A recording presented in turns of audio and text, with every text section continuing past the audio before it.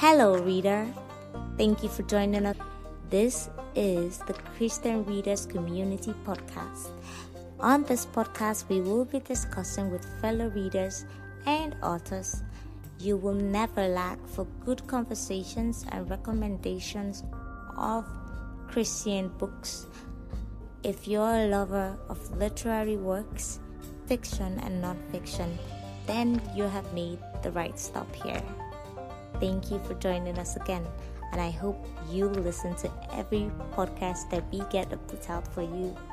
Thank you.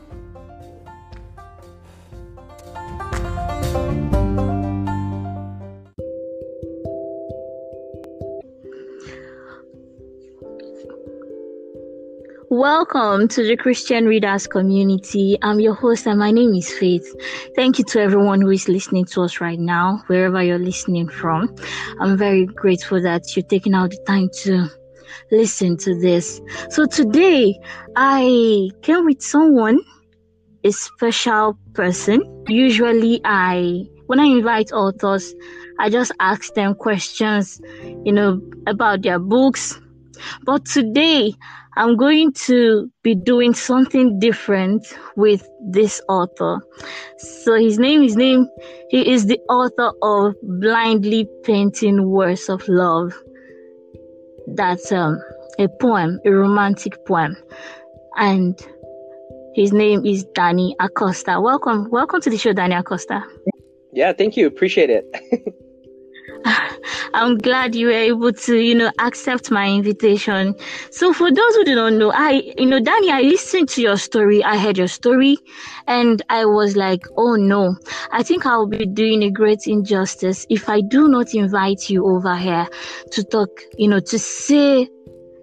tell us about yourself. Usually if I invite authors here, we just talk about their books and a little about their personal life.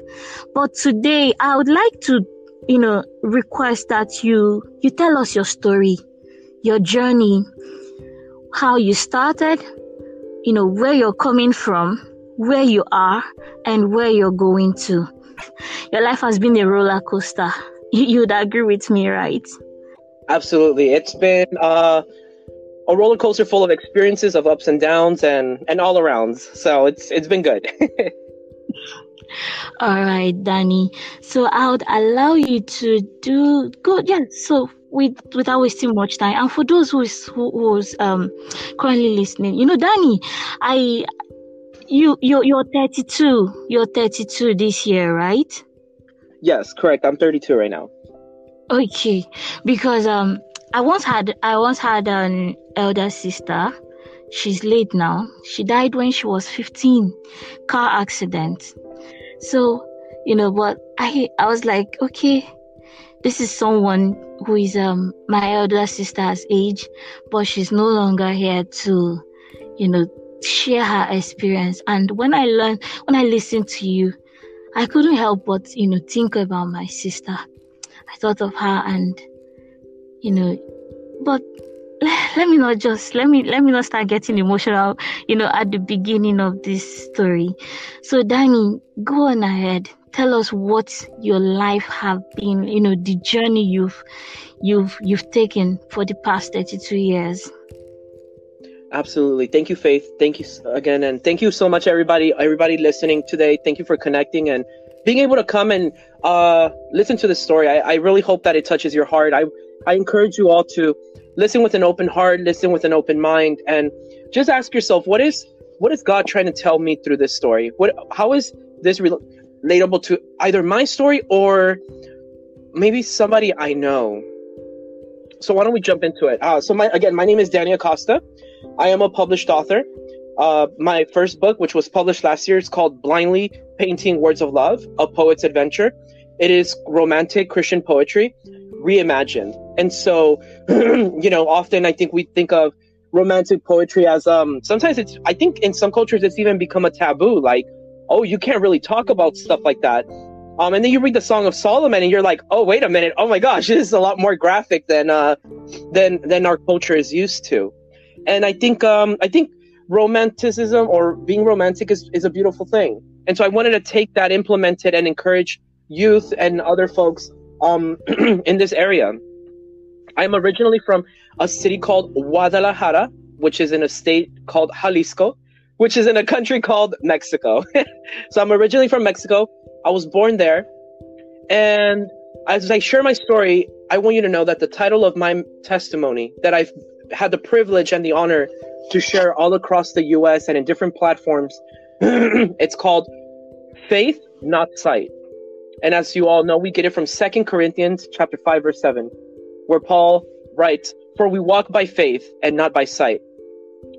And I want to talk to you in 3 points: process, perseverance, purpose. So number 1, process. I believe it's Jeremiah 29:11 that reads, "For I know the plans I have for you, declares the Lord. Plans to prosper you and not to harm you. Plans to give you a future and of hope." Being born in Mexico, I remember my mother telling me that we immigrated to Los Angeles, California 2 years after I was born. I never knew my biological father. Even by name, to this day, I don't know him. When we immigrated over to Los Angeles, it wasn't too long after where my mom would end up meeting who would become my stepdad. They got married. They had a daughter. By the time I was in middle school, I was drinking heavily.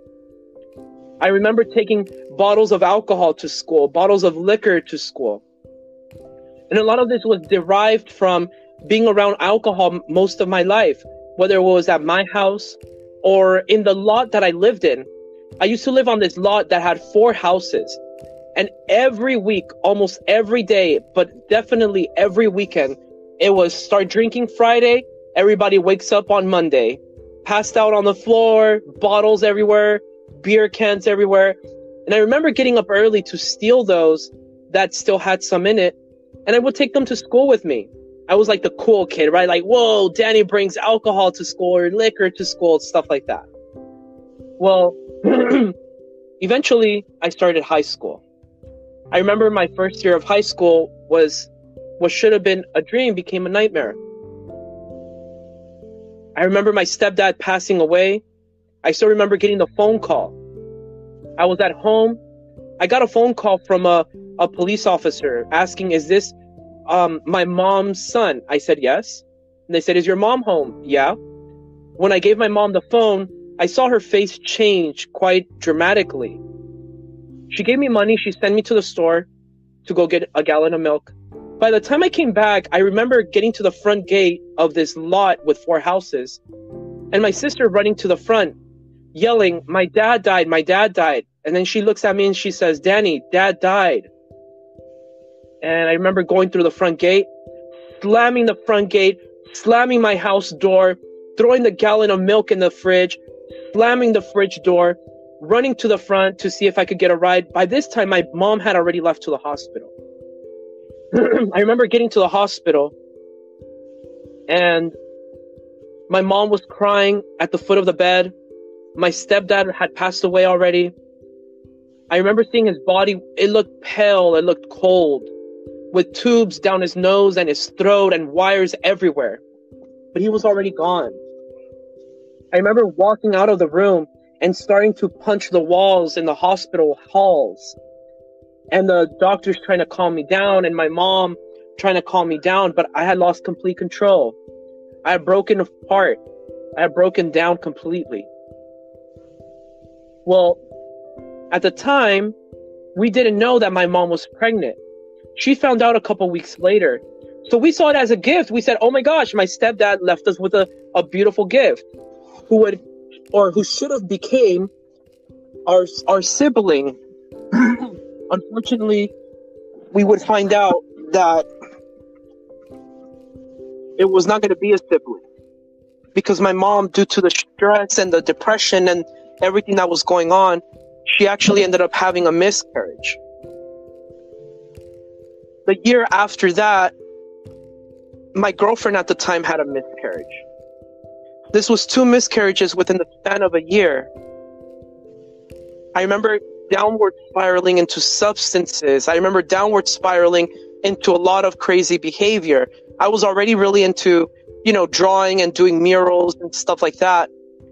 I remember downward spiraling into terrible behavior at school, not going to class, not showing up, not wanting to do homework. I remember getting kicked out of 4 different high schools. The first one was over at Venice Beach, California, at Venice High School for not going to class, not doing good in school.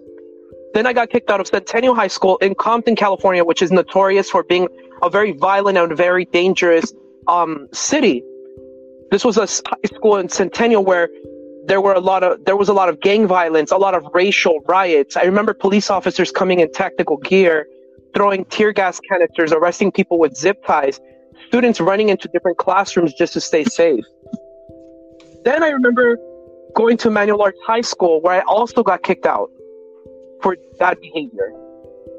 Eventually, I ended up over at Central High School in downtown LA where I got kicked out. And finally, I land at another Central High School. By this point, I was stealing, trying to sell things to be able to buy alcohol and things like that, cigarettes.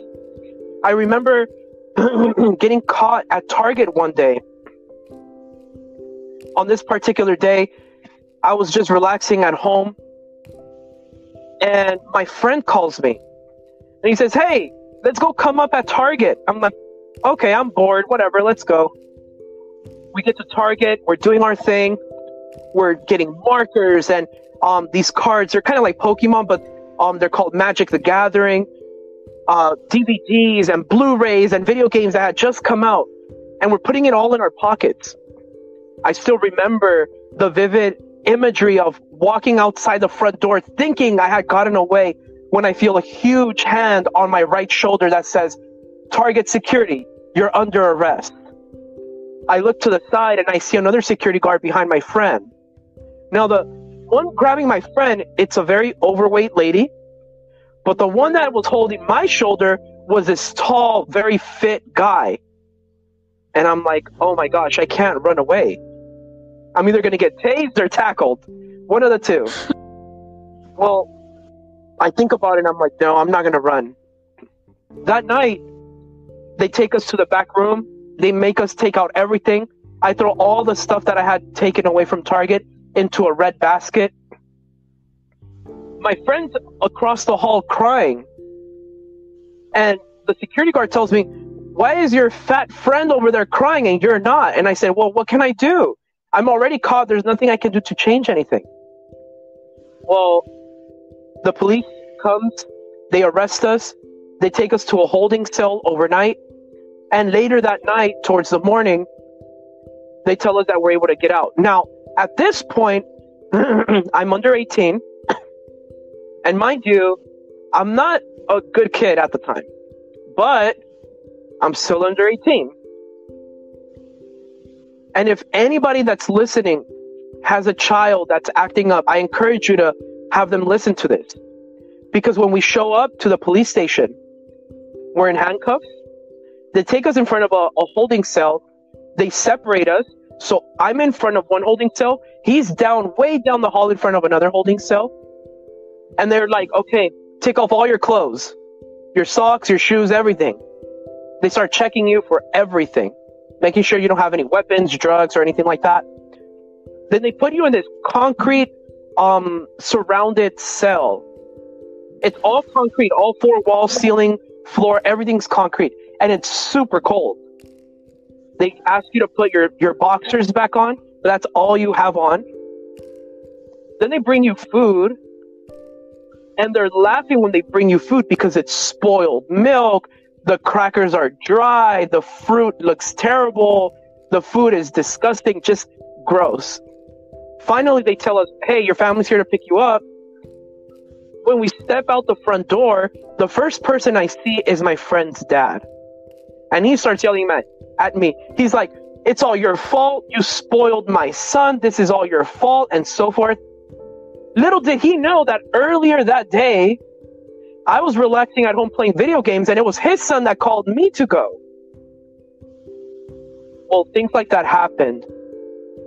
I remember making my mom wait for days and days on end. She would wait for me at the